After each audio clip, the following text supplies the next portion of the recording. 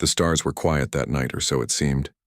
The hospital ship Liberty was orbiting Mars, drifting like a silver whale in the dark.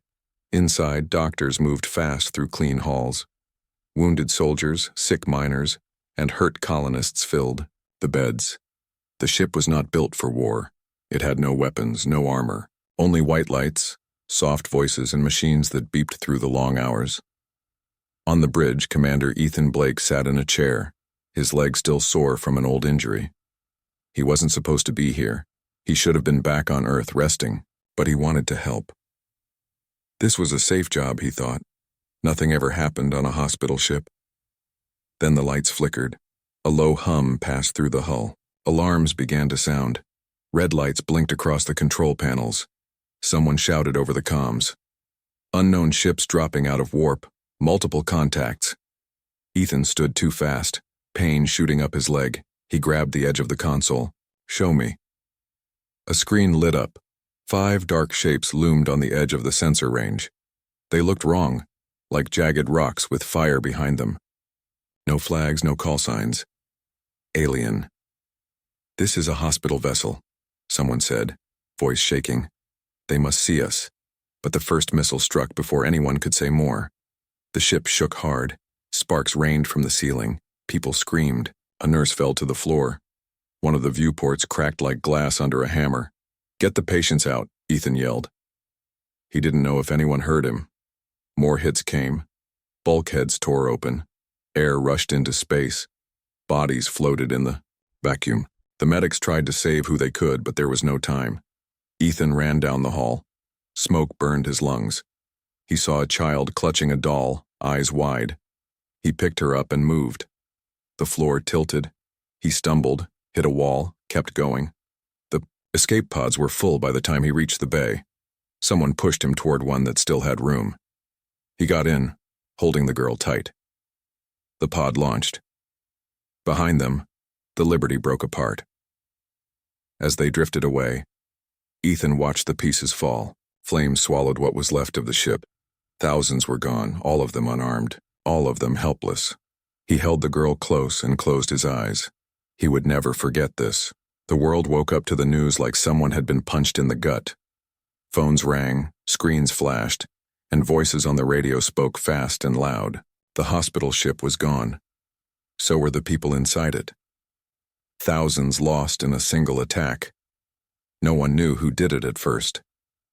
Some thought it was a rogue group. Others said it must have been a mistake. But when the video came out, shaky footage from inside the Liberty as dark ships fired again and again, there was no denying it.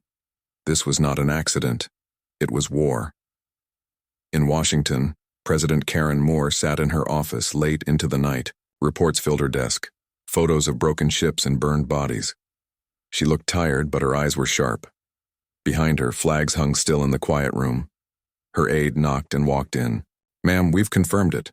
Those ships weren't human." She nodded slowly. "Show me." He placed a tablet on her desk. It showed blurry images of the attackers, long, jagged hulls, no markings, just cold metal and fire. "Who are they?" she asked. "We don't know yet," he said, "but they knew where to hit. And they didn't warn us, didn't ask for anything, just attacked." President Moore stood and walked to the window. Outside, the city lights glowed under a heavy sky. She could feel the weight of what was coming. "Call every leader," she said. "Set up a meeting. Global response only. No delays." Across the world, governments moved fast. Military bases buzzed with activity. Planes flew through the dark. Leaders called each other, trying to make sense of the horror. On TV, people cried. Mothers held their kids close. Soldiers stood tall and swore revenge. In schools, teachers tried to explain. In bars and homes, men and women talked in low voices about what this meant. And in every corner of the planet, one name started to spread: Ethan Blake. He was on every channel. Footage of him stepping off the escape pod holding the little girl. His face was burned with smoke, his uniform torn. He looked like a man who had seen hell. He didn't want to be a hero. He didn't want to speak. But when they asked him what happened, he told them everything. His voice shook, but his words were clear. They killed doctors, he said. Nurses, children. There were no weapons on that ship, no soldiers, just people trying to help. And they shot us down like we were nothing. A silence fell over the room where he spoke. Across the world, people listened. Then someone asked him what should be done. He looked up. His eyes were full of pain, but also something else. We fight back, he said, and we don't stop. The world did not wait long to act. Within days, the United Nations Space Command, UNSC, called for unity. Every major country agreed. This was not just America's war. It was Earth's. President Karen Moore stood in front of the world press. Her face was calm, but her voice was sharp like broken glass. We will not run, she said. We will not hide. We will fight back. Military bases across the globe began moving ships into orbit. These were not warships at first. They were built for travel, for science, for trade. But now they were being changed. Weapons were added. Armor plates were bolted on. Crews trained day and night. In Florida, at Cape Canaveral, workers swarmed around the hull of the Atlanta UIs, one of the largest ships ever made. Engineers ran tests. Soldiers loaded missiles. Techs rewired systems for battle. On board, Captain Lena Cruz walked through the halls. She wore her uniform with pride. Once a test pilot, now a war commander. She had flown faster than sound, danced with death in the sky. Now she would lead humans into space to fight something that had never been seen before. This ship was meant to explore, she told her crew. Now it will defend us. Across the planet, scientists worked to understand what had attacked them. The footage from the Liberty was studied again and again. The alien ships were unlike anything human hands had built. Dark, fast, and deadly. Back in Washington, experts gathered in secret rooms. They looked at data, listened to signals, tried to find any clue about who the enemy was. They knew where to hit, one analyst said. They didn't miss. This wasn't luck. It was planned. Then we plan better, President Moore said. In homes and schools, people followed the news. Some were scared. Others were angry. Kids talked about joining the fight when they grew up. Parents held their children close at night. Ethan Blake was still on TV sometimes. He didn't want to be famous, but he knew his voice mattered. We lost good people, he said, but we're still here, and we're ready to show them what humans do when they're pushed too far. Officers trained new recruits. Pilots flew simulations. Medics prepared for more deaths. And high above Earth, the first fleet of war-ready ships took shape. They were not perfect. They were not finished. But they were ready enough, because waiting was over. The time for talk had passed. It was time to strike back.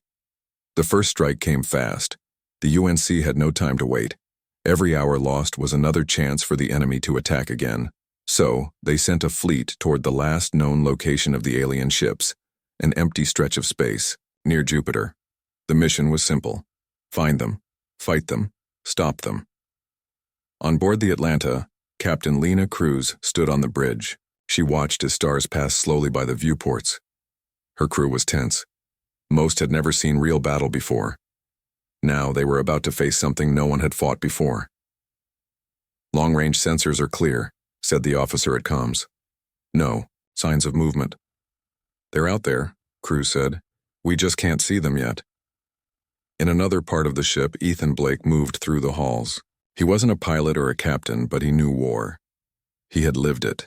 Now he was part of a small team trained to go behind enemy lines. If things went bad, they would try to sabotage alien systems from the inside. He stopped by a window and looked out. The other ships in the fleet floated like giants in the dark. Earth had built them for peace, but peace was gone.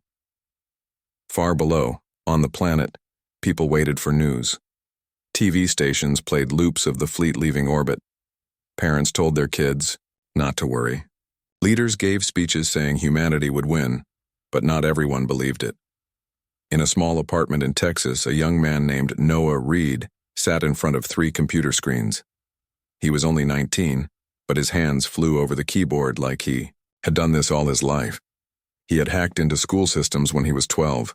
Now he was helping the military break into alien data. "Come on," he whispered. His screen flickered. Then a signal appeared. Weak, broken, but real. It was coming from deep space. "I've got something," he said into his headset. Back in Washington, agents listened in. The message was not in any human language, but it was repeating. "It's a beacon," one analyst said. "They're calling someone." President Karen Moore heard the report. She closed her eyes for a second, then opened them. "Tell the fleet," she said. "They're not alone out there." Just as the message reached the Atlanta, the sensors screamed. Multiple targets dropped out of warp.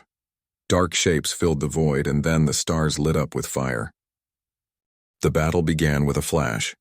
Alien ships dropped out of warp like shadows tearing through the stars. They moved fast, cutting through space with jagged hulls that looked more like weapons than vessels. On board the Atlanta E, alarms screamed. Red lights flashed across the bridge. Captain Lena Cruz gripped the edge of her seat. "All hands, brace for impact," she shouted. Before the words even finished, the first explosion rocked the ship. Metal groaned. Sparks rained from the ceiling. Crew members were thrown to the floor. "Enemy fire coming from all sides," someone yelled. Cruz stood up fast. "Return fire. Target their lead ships." Lasers lit up the void. Missiles streaked forward. Human ships fought hard, but the enemy was faster, stronger, and knew how to fight. The aliens didn't talk. They didn't warn. They only attacked. Ethan Blake ran through the halls of the Atlanta EU, smoke thick in the air. He had seen death once before. Now, it was back. His team had been ready to deploy, drop into enemy ships, sabotage systems, and cause chaos. But the plan was falling apart. He reached the launch bay just as another hit sent him sliding against a wall. His ears rang. Blood dripped down his forehead. "We've got to move," he said, pushing himself up. One of his men, a young Marine named Jason, looked at the view screen. It showed the fleet breaking apart. "Looks like we're not going anywhere," Jason said. Blake stared at the screen too. One of Earth's largest ships, the Houston Calc, took a direct hit. Its engines flared, then went dark. Within seconds, it broke in half. "Damn it," Blake whispered. Back on Earth, President Karen Moore watched the battle unfold in real time. Reports came in fast. Ships lost. Lives gone. The war was not going as planned. Her aide stood beside her. "Ma'am, should we pull them back?" Moore didn't answer right away. She saw the faces of officers on the screen, saw the fear, the pain, but she also saw something else. Fight. She shook her head. No retreat. Not yet. Far away in Texas, Noah Reed sat in front of his glowing screens. Sweat dripped down his face. He had cracked part of the alien signal, found a pattern. "I know where they're going next," he said. He typed fast, sending the message to command. Meanwhile, in the middle of the battle, Cruz saw the alert pop up on her console. New intel. Enemy fleet is heading toward Earth's moon base. Her eyes narrowed. "Then that's where we go next," she said. And with that, she gave the order. "All surviving ships, fall back and regroup. We're not done yet." The moon base was the last thing anyone expected to lose. It floated above the gray dust, a giant wheel spinning slowly in the dark. Built for science, not war, it had always been safe. Until now. The alien fleet arrived, fast. No warning. No talk. Just fire raining down from the stars. Beams of red light cut through the outer hull. Metal melted. People died before they even knew what was happening. On Earth, the news spread like wildfire. TV stations showed live feeds of the attack. Smoke rose into the black sky. Alarms screamed across the planet. President Karen Moore stood in the war room. Her face was tight with anger. Reports came in every second, casualties rising, systems failing, survivors trapped inside the broken base. "How many made it out?" she asked. Her aide checked his screen. "We don't know yet, ma'am. Some escape pods launched, but most are still inside." Moore turned to the generals behind her. "What do we have left?" One of them stepped forward. We're rebuilding. Our fleet, some ships are damaged, some are gone, but we can still strike back. She nodded. Then we do it. Back in space, Captain Lena Cruz looked at the ruins of the moon base through the cracked viewport of the Atlanta. Half the ship was gone. Fires burned in the halls. Oxygen was low, but they were still flying. We lost good people, said her first officer, and we'll lose more if we don't stop this. Cruz replied. Ethan Blake sat in the corner of the mess hall, holding a cup of coffee that had gone cold. He hadn't slept in days. The faces of the dead followed him everywhere. He looked up as Noah Reed walked in. The young hacker's eyes were wild. I found something, Noah said. They're not just attacking us. They're sending messages, calling for help. Blake frowned. More of them? Noah nodded. Worse ones. Blake stood up slowly. Then we don't have time to wait. On Earth, cities began to change. Schools became factories. Labs worked on new weapons. Families gave everything they had to the war effort. People who once argued about politics now worked side by side. Soldiers trained faster. Pilots flew longer. Doctors prepared for the wounded. In the streets, posters went up. Fight back, never again. Earth stands united. President Moore spoke to the world again. Her voice was calm but strong. They thought we would fall. They thought we would run. She paused, looked into the camera. They were wrong. And high above the planet, the Atlanta turned toward deep space, toward the enemy's home, toward revenge. The plan was crazy. That's what most people said. But after losing the moon base, after watching thousands die, Earth had no time for safe plans. President Karen Moore gave the order. Strike deep into enemy space. Hit them where they lived. Show them that humans would not back down. The mission was called Operation Iron Wake. It was not just a battle. It was a message. Captain, Lena Cruz stood on the bridge of what was left of the Atlanta. Most of her crew were new faces now. Old ones were gone. She looked at the map floating above the table in front of her. We go straight in, she said. No stealth, no tricks. We hit hard and fast. Her officers nodded, though some looked unsure. The alien command center was hidden inside a field of broken rocks and dust, deep in the asteroid belt. It was protected by dozens of warships and hundreds of weapons platforms, but Ethan Blake believed it could be done. He had seen what the aliens were capable of. He had lived through their attacks, and he knew one thing for sure. If they weren't stopped now, they would come back for more. He stood beside Cruz as they reviewed the final details. You know this could be a one-way trip, she said. Blake looked out the viewport. Stars burned cold and far away. I don't care, he said. They took everything from me once. I won't let them do it again. Back on Earth, Noah Reed worked nonstop. He had cracked part of the alien code. Found a weakness in their defense network. For a short time, there would be a gap. Just enough for a few ships to slip through. He sent the data to the fleet. This is our shot, Cruz said. The attack force launched at dawn, Earth time. 4 ships in total, small, fast, armed with every weapon they could carry. As they jumped into warp, the world watched. TV stations broadcast live feeds. Families prayed. Soldiers stood ready for whatever came next. In Texas, Noah sat in front of his screen, fingers shaking. Come on, he whispered. The ships dropped out of warp near the asteroid belt. Silence filled the comms for a moment. Then Cruz gave the order. All ships push forward. The enemy saw them almost at once.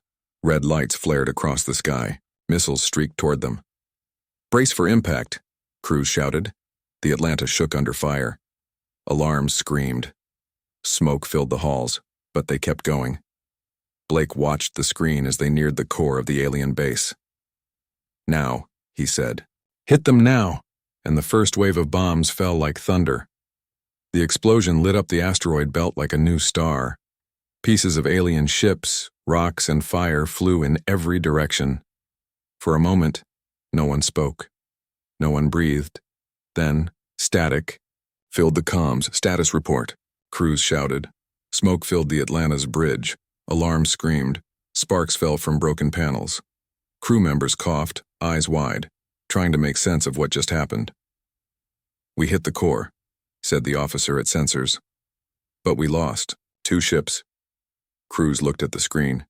The enemy base was gone. Nothing left but dust and burning metal. But the cost had been high. Ethan Blake stood behind her, watching the stars. His hands were shaking. Not from fear, from something else. "Was it worth it?" he asked. Crews didn't answer right away. She saw the faces of the dead flash in her mind. The people who had followed her into battle, the ones who would never come home. "We stopped them," she said. "That's all that matters now." Back on Earth, the news spread fast. The command center was destroyed. The aliens had lost their main leader. Their fleet was in chaos. President Karen Moore watched the reports come in. She sat alone in her office, the lights low. Outside, the city buzzed with life. People cheered in the streets. For the first time since the war began, they felt hope. But Moore knew this wasn't over. Not yet. On Mars, workers started rebuilding. The hospital station. Doctors and engineers worked side by side, clearing rubble and laying new steel. It was slow, hard, painful, but it was happening. Blake returned to Earth, a hero. Again. Only this time, he didn't want to be. He walked through the halls of the military base with tired eyes. People saluted him, thanked him, called him brave. He just wanted to forget. Until he met Maya Torres again. She was a trauma surgeon. One of the few who had survived the attack on the Liberty. She had seen the worst of war. Still, she smiled when she saw him. "You look like hell," she said. Blake almost laughed. "Feels about right." They talked for hours, about loss, about pain, about why they kept fighting. "I keep thinking," he said, "if we stop now, it'll all be for nothing." Mayo nodded. "Then we don't stop." Outside, the sky was clear. The stars burned bright, and somewhere far away, the war still waited. But, for the first time in weeks, Ethan Blake felt something close to peace. The enemy was broken, but not gone. After the destruction of their command center, the alien fleet scattered. Some ran. Others fought on, lost and angry, but Earth had no time to rest. President Karen Moore stood in front of the world press again. This time, she did not speak of victory. She spoke of what was still to come. "This war ends with them," she said. "Not just their leaders, not just their ships. All of it." On Mars, the rebuilt hospital station was now also a military base. Ships came and went like birds of war. Engineers worked day and night to build more weapons, better armor, stronger ships. Ethan Blake walked through the halls of one of these ships, the Washingtonaire, a heavy assault carrier built for deep space combat. He was back in uniform, though his heart was slow to follow. He had tried to leave the war behind, tried to find peace. But when Noah Reed sent new intel, he knew he couldn't stay away. "They're regrouping," Noah said over comms. "Not here. Out past Pluto, hiding in the dark." Blake read the report, saw the data, saw the names of lost colonies, of dead soldiers. He clenched his jaw. "Then that's where we go," he said. Captain Lena Cruz was already preparing her crew. The Atlanta had survived the last battle, but barely. Repairs were done under pressure. Every hour wasted was another chance for the enemy to strike back. "We've got one shot at this," Cruz told her officers. "No second chances." Back on Earth, families said goodbye. Soldiers kissed their loved ones. Pilots checked their gear one last time. And high above the planet, the largest human fleet ever assembled began to move. Dozens of ships rose from orbit. Big, small, old, new. They flew together, not as nations, but as one people. In Texas, Noah Reed sat in front of his glowing screens. He tapped keys fast, sending final updates to the fleet. "You better make this count," he whispered. On Mars, Maya Torres watched the ships disappear into the stars. She wasn't going with them. Her place was here, to heal, to save lives. But she knew Ethan would be there. "Come back," she said when he called her. He looked at her through the screen, smiled just a little. "I will," he said. And then, the final mission began. Into the dark, toward the enemy's home, toward the end. The enemy's world was dark, not just because it was far from the sun, but because nothing lived there that could be called kind. It hung in space like a wound, surrounded by broken ships and silent weapons. The human fleet arrived in silence, no signals, no warnings, only fire. Captain Lena Cruz stood on the bridge of the Atlanta Quay, her face hard. Behind her, dozens of ships waited for her word. "All units," she said into the comms. "You know what to do." Lasers lit up the void. Missiles screamed through the dark. The first wave hit hard. Alien ships tried to fight back, but they were outmatched now. Earth had learned. Earth had grown stronger. Ethan Blake sat in the cockpit of his fighter, hands tight on the controls. He flew low past burning wreckage toward the surface. Below, the alien city burned.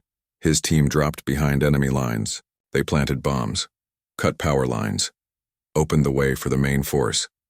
Back on the Atlanta, Cruz watched the reports come in. "Ground forces have breached the core," one officer said. "Enemy command is collapsing," another added. She let out a slow breath. This was it. The end. Far away, on Earth, people watched the battle live. TV stations played footage from orbit. Parents held their kids close. Soldiers stood ready for news. President Karen Moore sat in her office, eyes on the screen. When the message came in, she closed her eyes for a moment, then she smiled. The war was over. Weeks later, peace talks began. The few aliens who survived surrendered. They had no home left, no army, no more strength to fight. On Mars, the hospital station was fully rebuilt. Ethan Blake stood beside Maya Torres as they looked out at the stars. "It's quiet again," she said. "For now," he replied. He had lost so much, but he was still here, still standing. President Moore gave a speech. "To the world, we were attacked without reason, we were hurt beyond words, but we did not fall, we fought back and we won." Across the planet, people cheered. Flags waved.